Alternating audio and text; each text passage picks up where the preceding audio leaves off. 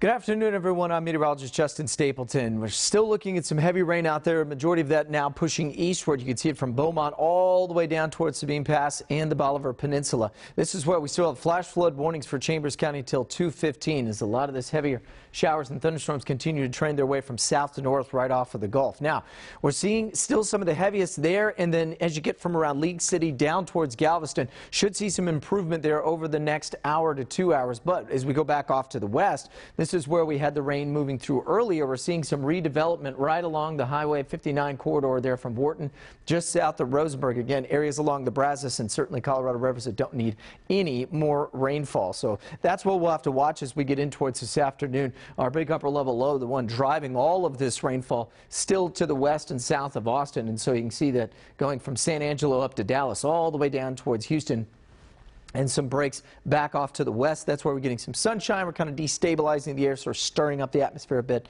and that's what's helping for some redevelopment. So our trouble spots out there still the Brazos at Richmond and Rocheron.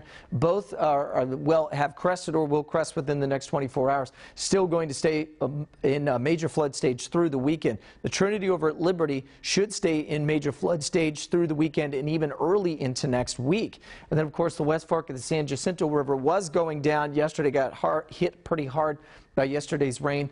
Humboldt has crested. It is at 54 feet and falling. Sheldon is rising at 12.5 feet. That's going to put it about 2 feet over its bank. Now, the good news with this is that our low is on the move. You can see that swirl there in the higher parts of the atmosphere, and so that's driving everything at the surface. And in fact, we're actually getting some of this dry air that's being sucked into the storm too. That should help shut down some of the moisture that's being pulled into the storm. But either way, we still have a lot coming in off of the Gulf, and so that will keep those rain chances around, or at least spot rain chances for this afternoon as we get overnight in towards tomorrow. Now, as that continues to move eastward, it'll shift the strongest rain channel further to the east, so that'll put it over in towards Louisiana, give us a bit of a break, but we will still see rain chances mainly Friday morning. I think by the afternoon they'll be very spotty.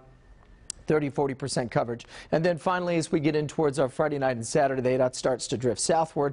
We'll see a little redevelopment as we get into Saturday morning. And then that should be the end of the rain for us as we head into the rest of our weekend forecast. So how much more rain are we talking in spots? Well, again, you see we have our bullseyes. Yesterday, the bullseye was up on Montgomery County.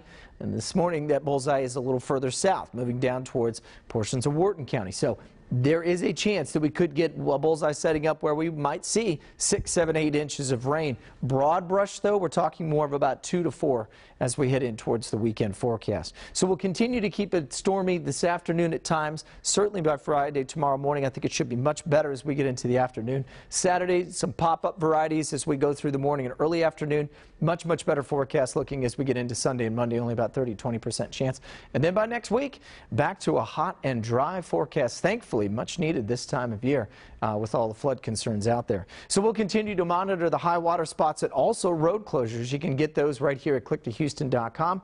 And make sure you follow us on our Facebook and Twitter feeds. We'll keep you updated on any new developments and certainly new storms that start to crop up throughout the rest of this afternoon.